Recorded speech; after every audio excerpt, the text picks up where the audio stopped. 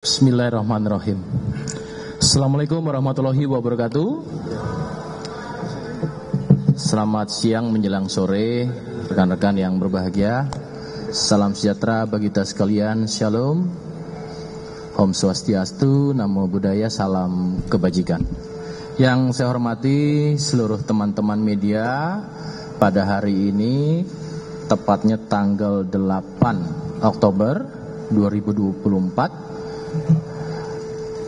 Barreskrim Polri kali ini akan melakukan press conference. Hadir di tengah kita ada Bapak Direktur Siber Barreskrim Polri dan Kasubdit, serta ini karena merupakan bagian daripada penyidikan secara strategis, kita juga didampingi oleh Kominfo, yaitu Bapak Jawara Wahyu. Beliau sebagai tim penanganan konten internet ilegal di Kominfo. Rekan-rekan, sebagaimana kita ketahui bahwasannya untuk Polri, Bapak Kapolri telah memerintahkan melakukan langkah-langkah secara strategis, baik itu di bidang preemptif, preventif, juga terkait dengan penegakan hukum. Artinya di sini adalah langkah kolaboratif. Yang perlu kami sampaikan pada hari ini, kami akan menyampaikan pengungkapan tindak pidana siber terkait dengan perkembangan yang menjadi perhatian publik, yaitu masalah judi online. Di depan rekan-rekan adalah tersangka ataupun pelaku tindak pidana, dugaan tindak pidana siber, khususnya pada konteks tindak pidana judi online. Yang kita ketahui tentu ini berkembang di masyarakat dan meresahkan, dan tentunya juga menjadi bagian dalam kehidupan masyarakat yang perlu kita selamatkan. Polri tidak berdiri sendiri, tadi ada Kominfo, kami juga membutuhkan bantuan seluruh peran serta elemen masyarakat di dalam pencegahan dan tentunya juga tidak menjadi bagian yang terlibat di dalam judi online. Maka untuk itu hari ini akan disampaikan oleh Bapak Direktur Tindak Pidana Siber Barreskrim Polri. Kepada beliau kami persilakan untuk menyampaikan hasil daripada pengungkapan saat ini dan kolaborasi dengan Kominfo. Silakan. Terima kasih Pak Karopenmas. Assalamualaikum warahmatullahi wabarakatuh. Selamat siang, salam sejahtera untuk kita semua. Pertama kita panjatkan puji syukur kehadirat Allah SWT. Siang hari ini kita masih diberikan kesehatan dan kesempatan hadir di tempat ini dalam rangka rilis terkait pengungkapan kasus perjudian online yang dikendalikan oleh warga negara asing dengan pasarnya adalah pasar di beberapa negara. Yang kami hormati rekan-rekan media yang berbahagia yang sudah meluangkan waktu hadir di tempat ini. Bapak Karopenmas Divhumas Polri Brigjen Pol Trunoyudo Wisnu Andiko SIK, Kasubdit 1 Siber Barreskrim Polri Kombes Pol Jeffrey Dian SIK, Tim Penanganan Konten Internet Ilegal Kemenkominfo RI, Bapak Jawara Wahyu. Terima kasih Bapak sudah hadir. Yang pada kesempatan kali ini kami dari Direktorat Tindak Pidana Cyber Barreskrim Polri akan menyampaikan pengungkapan kasus tindak pidana perjudian daring website slot 8278 berdasarkan laporan polisi nomor LP A13 7 Romawi 2024 SPKT Direktorat Tindak Pidana Cyber Barreskrim Polri pada tanggal 8 Juli 2024. Seperti yang kita ketahui bersama bahwa Bapak Presiden Republik Indonesia Insinyur Haji Joko Widodo secara tegas menyuarakan larangan dan bahaya judi daring dengan dibentuknya Satuan Tugas Pemberantasan Perjudian Daring, di mana Bapak Kapolri sebagai Ketua Harian Penegakan Hukum dan Bapak Kabar Eskrim Polri sebagai Wakil Ketua Harian Penegakan Hukum. Dan pada tanggal 1 Oktober 2024, Direktorat Tindak Pidana Cyber Barreskrim Polri telah berhasil mengungkap tindak pidana perjudian daring website slot 8278. Website slot 8278 merupakan situs perjudian yang dikendalikan oleh warga negara Cina dan lokasi server berada di Cina. Selain beroperasi di Indonesia, website tersebut membuka pasar di negara Asia lainnya seperti Thailand, Kamboja, Malaysia, Vietnam. Namun secara aktif menargetkan pasar Indonesia dengan jumlah pemain mencapai 85.000 orang. Situs ini menarik pemain dari Indonesia dengan menyediakan berbagai jenis permainan judi daring, antara lain Fortune Tiger, Magic Wheel, Domino Poker, Gate of Olympus atau slot, tembak ikan, dan permainan judi daring lainnya. Modus operandi perjudian daring ini memanfaatkan penyedia jasa pembayaran serta rekening bank yang berada di Indonesia untuk melakukan deposit dan withdraw, dan para pelaku juga membuat aplikasi untuk mengkoneksikan deposit dan withdraw dari penyedia jasa pembayaran ke website perjudian tersebut yang berada di China.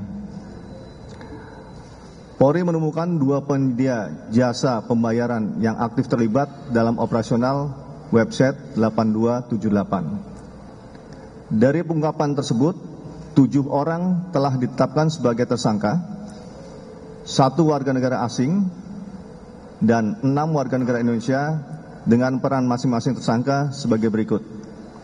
1. Inisial QF, warga negara asing asal China, selaku Direktur Penyedia Jasa Pembayaran. 2. Inisial RA, selaku Direktur Utama Penyedia Jasa Pembayaran. 3. Inisial IMM, selaku Komisaris serta Legal Penyedia Jasa Pembayaran. 4. Inisial AF, selaku Chief Operating Officer serta Manajemen Bisnis Penyedia Jasa Pembayaran. 5. Inisial FH, selaku Finance atau Manajemen Keuangan Penyedia Jasa Pembayaran. 6. Inisial RAP, selaku Operator Aplikasi Penyedia Jasa Pembayaran. Dan 7. Inisial HJ, selaku Operator Aplikasi Penyedia Jasa Pembayaran. Website slot 8278 beroperasional sejak September 2022 dengan perputaran uang mencapai 685.500.000.000 rupiah. Barang bukti yang berhasil diamankan antara lain sebanyak 17 unit handphone, 3 unit laptop, 1 unit iPad, 3 unit token salah satu bank, 1 unit token bank, dan saat ini telah diajukan pemblokiran terhadap 5 rekening. Dan uang tunai total 6.055.000.000 rupiah. Para tersangka dijerat dengan pasal 45 ayat 3 junto pasal 27 ayat 2 Undang-Undang nomor 1 tahun 2024 tentang perubahan kedua atas Undang-Undang nomor 11 tahun 2008 tentang informasi dan transaksi elektronik, dan atau pasal 82 dan atau pasal 85 Undang-Undang nomor 3 tahun 2011 tentang tindak pidana transfer dana, dan atau pasal 3, pasal 4, pasal 5 junto pasal 10 Undang-Undang nomor 8 tahun 2010 tentang pencegahan dan pemberantasan tindak pidana pencucian uang, dan atau pasal 303 KUHP junto pasal 55 ayat 1 ke 1 KUHP dengan ancaman hukuman pidana penjara maksimal 20 tahun penjara. Disampaikan juga kepada rekan-rekan media, sejak Bapak Kabar Eskrim Polri merilis kasus perjudian daring 1xBet, W88 dan Liga Ciputra tanggal 21 Juni 2024, maka sampai dengan tanggal 6 Oktober 2024, Polri telah berhasil mengungkap kasus perjudian daring. Ini seluruh Polda yang juga terus bergerak untuk melakukan pengungkapan kasus perjudian daring. Berhasil mengungkap kasus perjudian daring sejumlah 198 kasus dan melakukan penangkapan terhadap 247 tersangka serta menyita barang bukti dengan rincian sebagai berikut. 1. 265 unit handphone, 542 unit laptop, 273 rekening, 30 akun judi daring, 1 unit mobil, 1 unit motor, 1051 kartu ATM, dan total uang yang disita dari rekening yang diajukan blokir sebesar 6.149.10.200 rupiah. Selain penegakan hukum dalam periode yang sama, Polri melakukan kegiatan preemptif dan preventif sebanyak 11.708 kegiatan preemptif berupa edukasi kepada masyarakat melalui sekolah, kampus maupun instansi pemerintahan, dan kegiatan preventif dengan mengajukan pemblokiran situs konten praktek perjudian daring kepada Kominfo sebanyak 52.151 situs ataupun konten. Polri berkomitmen akan menindak tegas dan menekan praktek perjudian daring melalui pendekatan preemptif, preventif, dan penegakan hukum.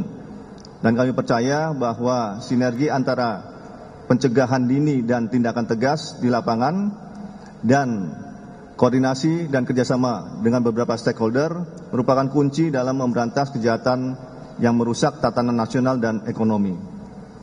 Ucapkan terima kasih dan apresiasi kepada seluruh pihak yang telah berkontribusi dalam pengungkapan praktek perjudian daring sehingga dapat terlaksana dengan baik. Terima kasih. Demikian yang dapat kami sampaikan kepada rekan-rekan media. Wassalamualaikum warahmatullahi wabarakatuh. Waalaikumsalam warahmatullahi wabarakatuh. Terima kasih Bapak Direktur. Selanjutnya teman-teman, tadi kami sampaikan dari Kominfo, Pak Jawara Wahyu akan menyampaikan terkait dengan satuan penugasan yang sifatnya kolaboratif. Assalamualaikum warahmatullahi wabarakatuh. Terima kasih atas kesempatannya Bapak Direktur Cyber dan jajarannya. Saya Jawara Wahyu mewakili jajaran pimpinan Kominfo saat ini.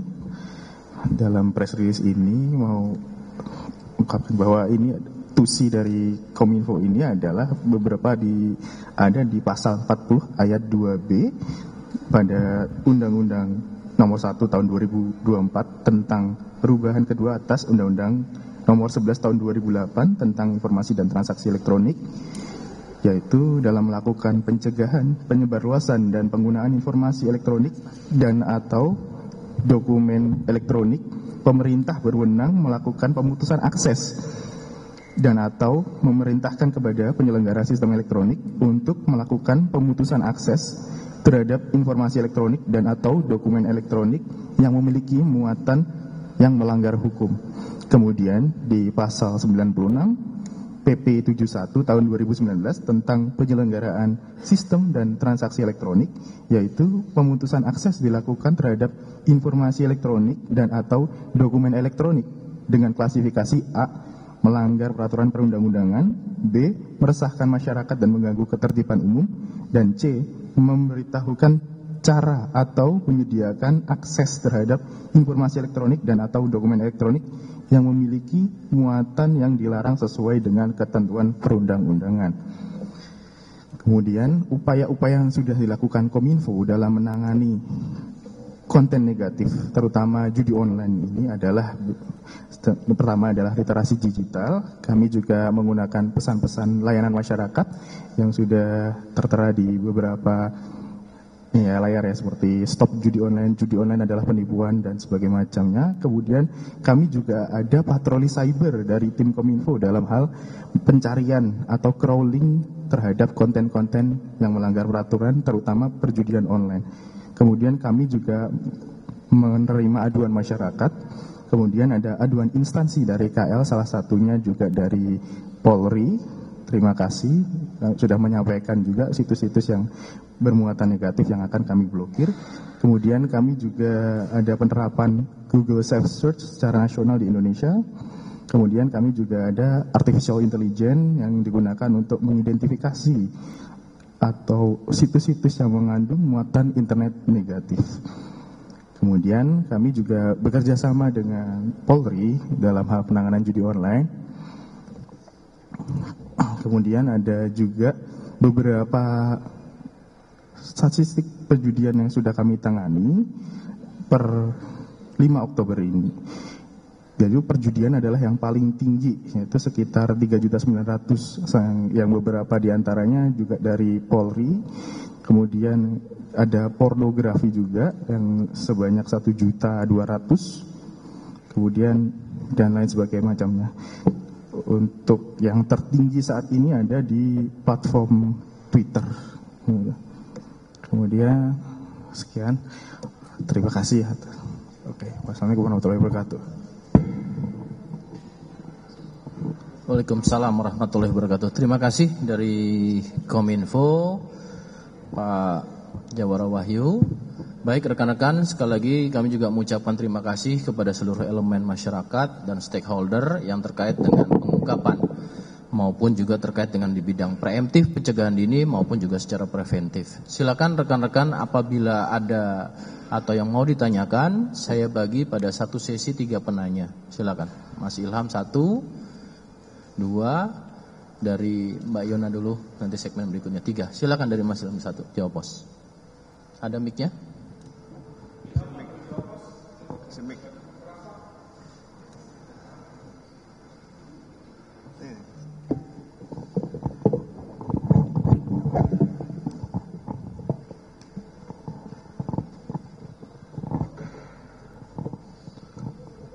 Assalamualaikum, terima kasih Pak atas pengungkapannya. Ini kasus judi online ini selama ini memang salah satu yang menjadi sorotan karena banyak korbannya. Pertama Pak, untuk kasus yang ini tadi disebut ada direktur keuangan, lalu ada direktur utama keuangan juga. Biasanya Barreskrim dalam mengungkap kasus itu dari atas sampai ke akar-akarnya selesai ini. Ini apakah memang hal yang sama yang dilakukan? Kan biasanya kalau dalam kasus narkotika dari bos tingkat tinggi sampai ke akar-akarnya anak buah terbawah. Nah ini apakah yang tertinggi ini direktur keuangannya atau masih ada yang dikejar? Itu yang pertama. Untuk yang kedua, kita tahu bahwa judi online ini sudah lama terjadi. Bagaimana caranya sindikat ataupun bandar judi ini mempertahankan untuk mendapatkan klien dari masyarakat ataupun orang yang bermain atau penjudinya. Modus apa yang dilakukan sehingga masyarakat terbuai untuk bermain. Saya melihat itu ada salah satu gambar, ada perempuan cantik, apakah ada unsur-unsur pornografi yang kemudian dibalut untuk bermain dalam perjudian ini. Yang ketiga Pak, tadi ada titipan dari teman soal di mana mereka ini ditangkap, apakah kantornya di sini atau dia menjalankannya di Indonesia, dan bagaimana pembagiannya dengan di Tiongkok ataupun di Cina. Lalu soal uangnya Pak, tadi ada 600 miliar ya, itu dalam 2 tahun atau dalam per tahunnya? Dengan uang seperti itu berapa jumlah penjudi yang bermain dan kemudian bisa dibilang diselamatkan agar tidak bermain kembali dalam situs ini, walaupun tidak bisa disebut sebagai korban, begitu Pak. Terima kasih banyak. Terima kasih Mas Ilham. Satu dulu ya, karena ada beberapa pertanyaan, nanti lanjut lagi. Yang terkait pertama adalah masalah struktural jaringan kejahatannya. Kemudian yang kedua, modus yang membuat masyarakat menjadi tertarik. Yang ketiga, di mana tempatnya untuk pengungkapan ini, apakah di luar ataukah di dalam negeri. Kemudian yang terkait dengan masalah uang ya, untuk hasil dari itu berapa tahun, selama 2 tahun atau setahun. Silakan kepada Bapak Direktur, 4 pertanyaan awal dulu dari Pak Ilham, jawab pos.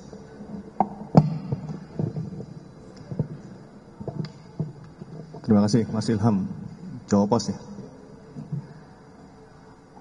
Dalam penguapan kasus perjudian, maka kita membutuhkan waktu untuk penyelidikan, baru nanti ditingkatkan menjadi penyidikan. Maka kalau kita melihat dari pengungkapan kasus ini, bahwa pengungkapan kasus ini dimulai dari bulan Juli, tetapi baru dilakukan penangkapan pada bulan Oktober. Nah, ini membutuhkan waktu yang lama untuk penyelidikan. Apa yang dilakukan penyelidikan? Satu, terkait dengan jenis permainannya, bentuk permainannya, kemudian operasionalnya. Nah, bagaimana nanti membuktikan bahwa beberapa orang ini memiliki keterkaitan dengan operasional perjudiannya.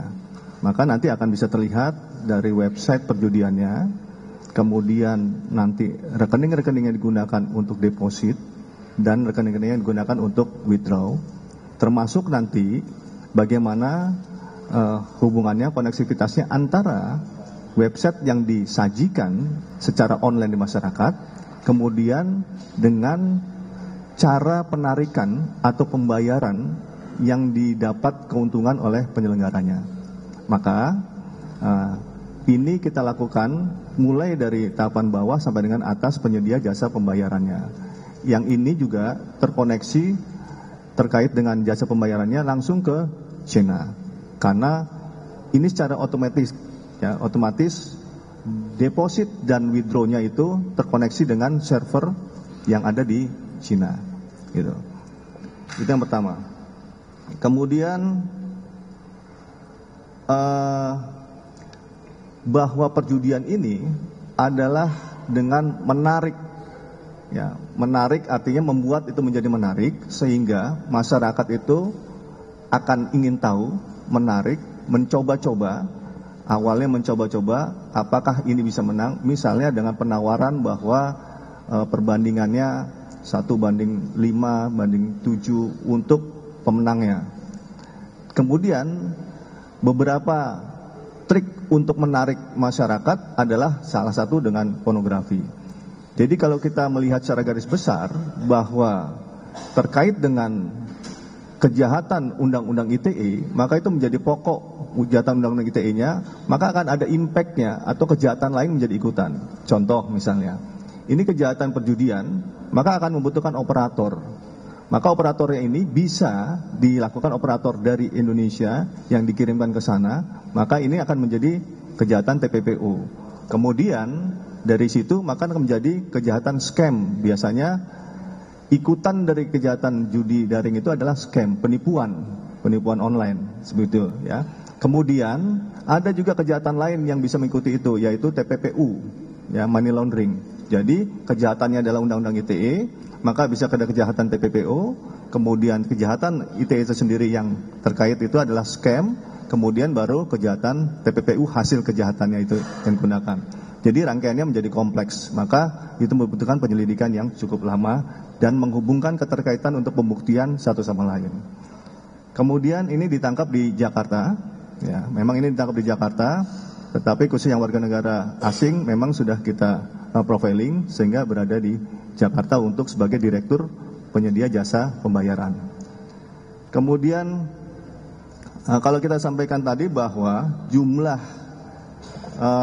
uang yang bisa atau yang perputaran uangnya selama September 2022 sampai dengan hari ini dilakukan penangkapan, yaitu sejumlah 685.500.000.000 juta rupiah itu perputaran. Tetapi ini memang pasarnya tidak hanya di Indonesia, pasarnya ada beberapa negara yang sudah saya sebutkan tadi.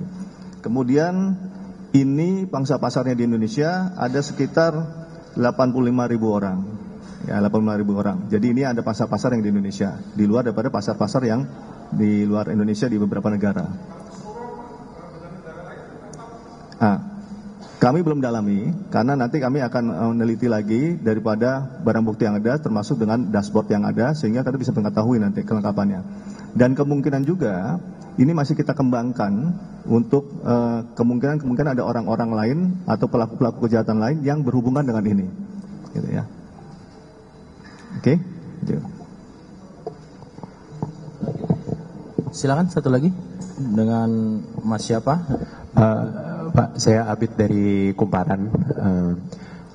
Ini sebenarnya tadi hampir sama pertanyaannya, cuman ini lebih spesifik lagi. Karena kan biasanya kalau di Indonesia ini ada beberapa artis yang atau selebgram gitu ya, yang ikut mempromosikan judi online. Nah, apakah komplotan ini, apakah mereka pernah ada mengendorse artis kah atau apa gitu, dan apakah nantinya jika memang ditemukan nanti akan didalami lagi dan akan dilakukan penangkapan untuk artis-artis yang di-endorse oleh komplotan ini. Yang kedua Bapak, biasanya kan komplotan itu saya sebenarnya nggak tahu banget sih, cuman mungkin satu komplotan punya beberapa website gitu. Nah, ini untuk penegasan aja, apakah ini pemblokirannya hanya untuk satu website ini atau mungkin mereka masih didalami adakah website-website lainnya yang mereka miliki gitu. Itu aja sih Pak. Dua pertanyaan ya, terkait dengan influencer, dan kedua terkait dengan websitenya apakah cukup atau ada yang lain lagi. Silakan. Ya, terima kasih Mas Hafid ya, Hafid dari Kumparan ya. Tadi Mas Ilham udah jeli itu tadi, melihat di depan itu ada artisnya katanya. Saya nggak tahu itu artis apa bukan, gambarnya gambar wanita ya, bukan gambar Mas Ilham ya, gambar wanita. Jadi saya nggak tahu ini artis atau bukan, tetapi memang mereka biasanya pelaku perjudian penyelenggara ini memanfaatkan hal-hal yang menarik, ya menarik. Maka tadi bisa disampaikan juga kemungkinan ada pornografinya bisa terjadi untuk dia menarik minat masyarakat gabung ataupun mengklik. Ya, bisa saja dikirimkan link dengan wanita-wanita yang cantik untuk menarik, kemudian diklik baru disampaikan promosinya. Kalau ikut gabung, kalau klik maka mendapat hadiahnya berapa, seperti itu. Contohnya seperti itu. Nah, sementara kita dalami nanti apakah ada keterlibatan, tetapi ini memang kalaupun ada keterlibatan mungkin artisnya artis luar negeri kemungkinan, karena ini servernya di sana, dashboardnya pengendalinya ada di China. Kemudian juga apakah ada website lain? Penyelenggara perjudian tidak mungkin hanya memiliki satu website, pasti memiliki website-website turunannya di bawah itu. Maka nanti kita akan dalami. Ini juga yang menjadi tantangan kita, bahwa dalam pemblokiran itu nanti dari Kominfo juga bisa menyampaikan bahwa memang yang diajukan blokir dilakukan pemblokiran, sudah terblokir, tetapi biasanya dia regenerate, dia muncul lagi biasanya gitu. Tapi nanti yang lebih tahu nanti secara teknis adalah dari Kominfo. Jadi terus berada. Nah, ini memang kita harus kejar-kejaran secara teknologi, bagaimana caranya nanti melakukan takedown itu. Tetapi memang itu triknya mereka yang dilakukan ya. Sementara baru satu website, nanti kemungkinan kita dalami apakah ada keterkaitan dengan website-website yang lain ya.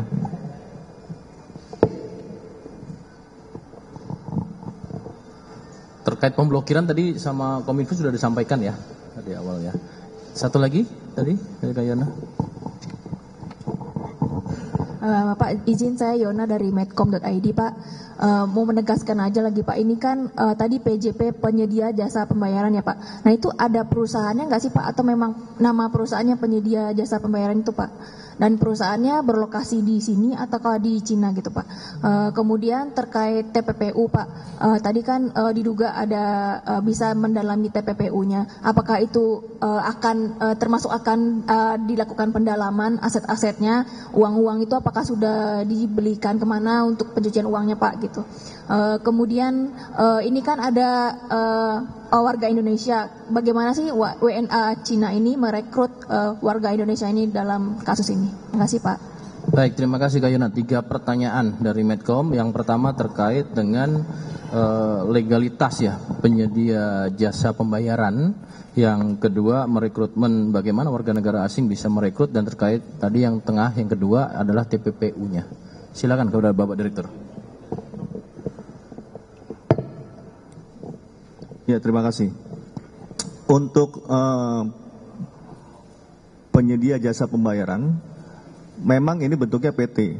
Jadi PT penyedia jasa pembayaran yang dia menyediakan untuk pembayaran-pembayaran dalam transaksi misalnya dengan beberapa merchant.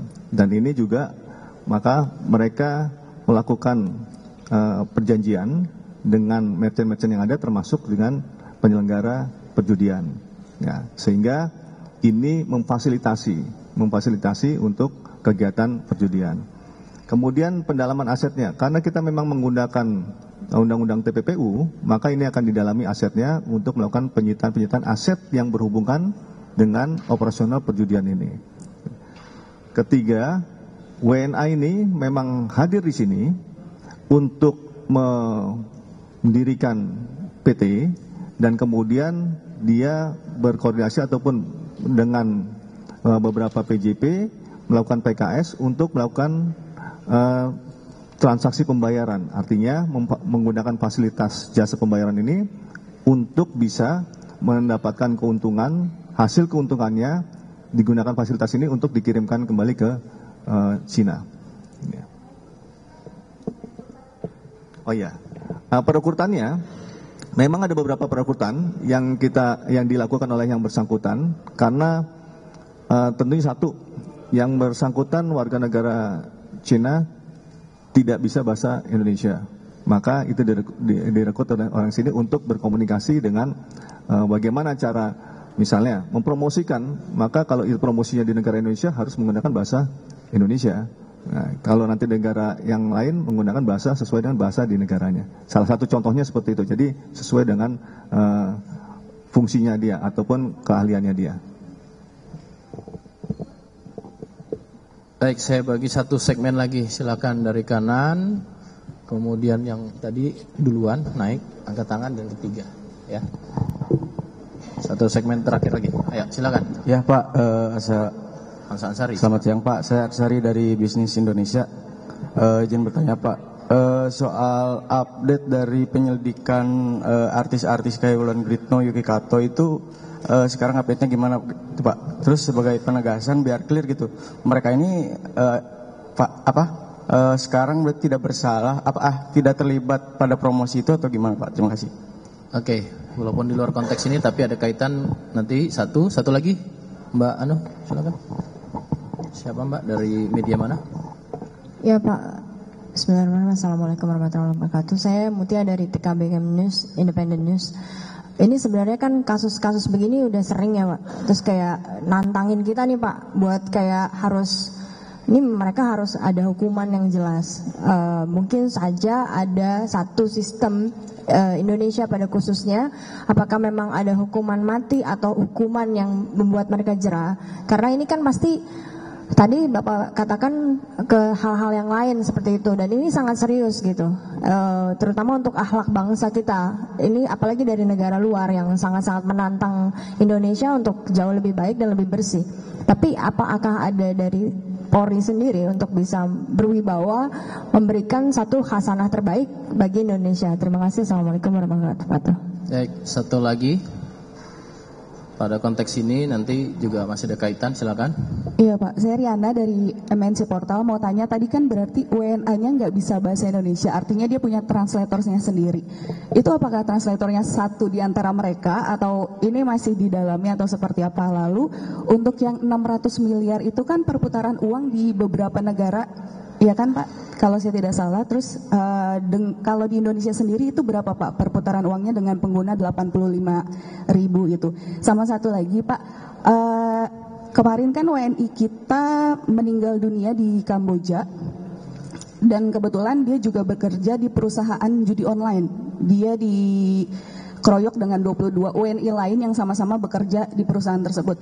Saya ingin tanya, apakah nantinya ada pengawasan untuk WNI kita yang akan bekerja di luar negeri?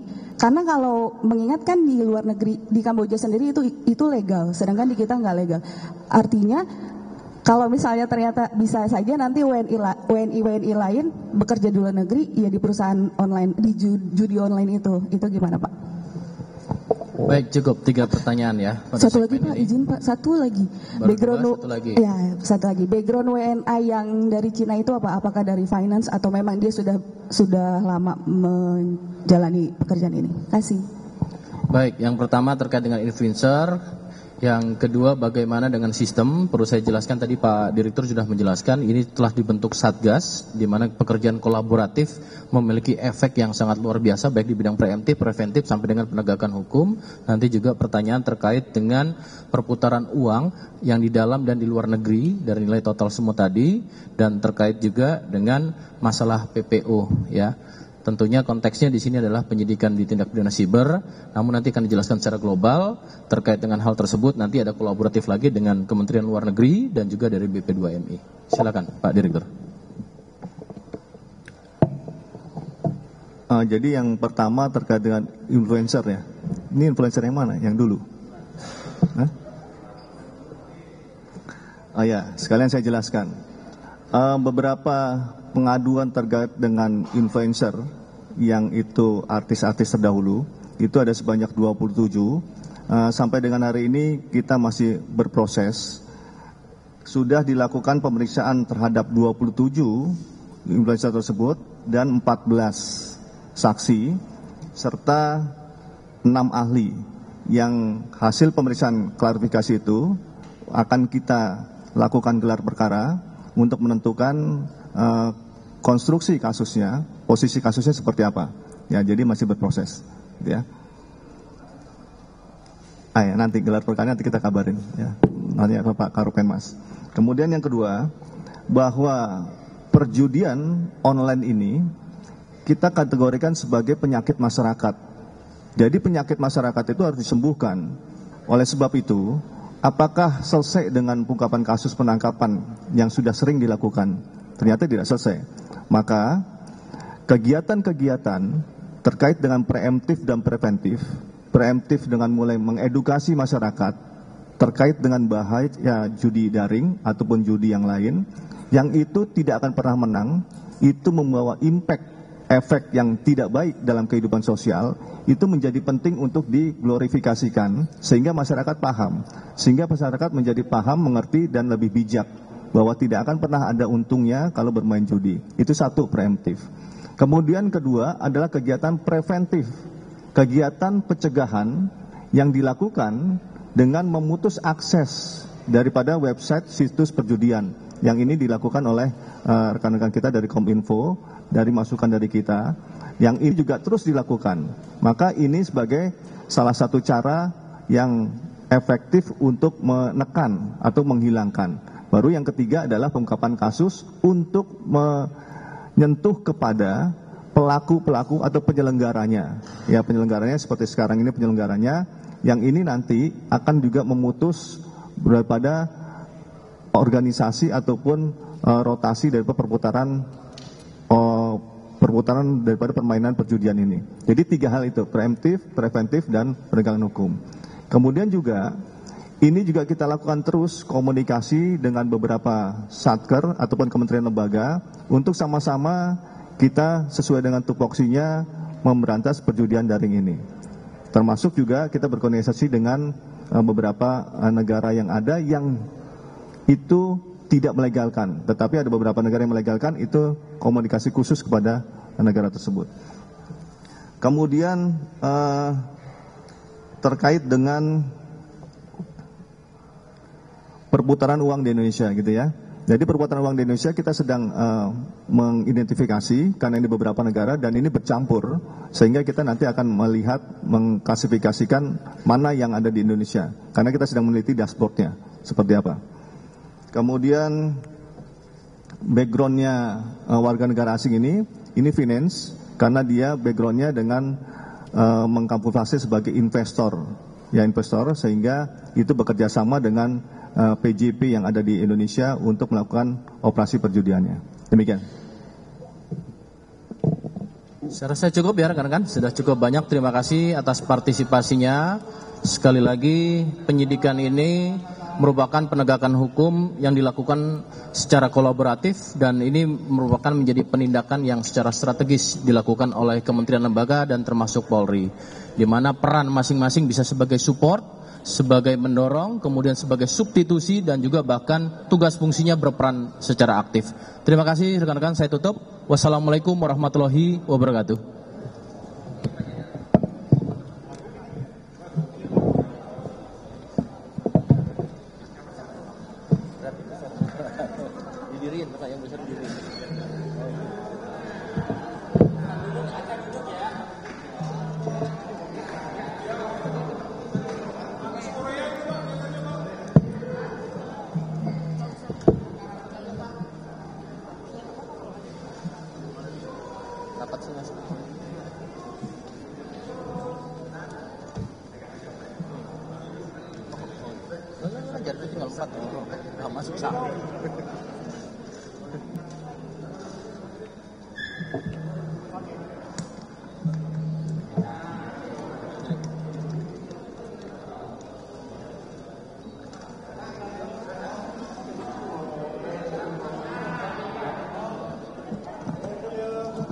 Tengah dulu ya, tengah.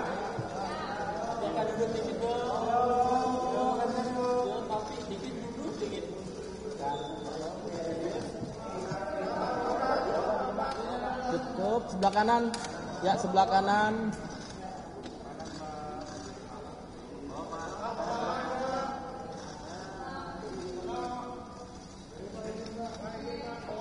Ya, kiri, sebelah kiri dulu, saya tengah lagi.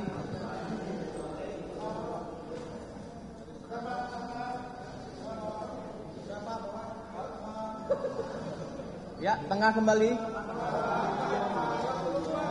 Tengah dulu lurus, baru bawah. Ya, bawah. Ya.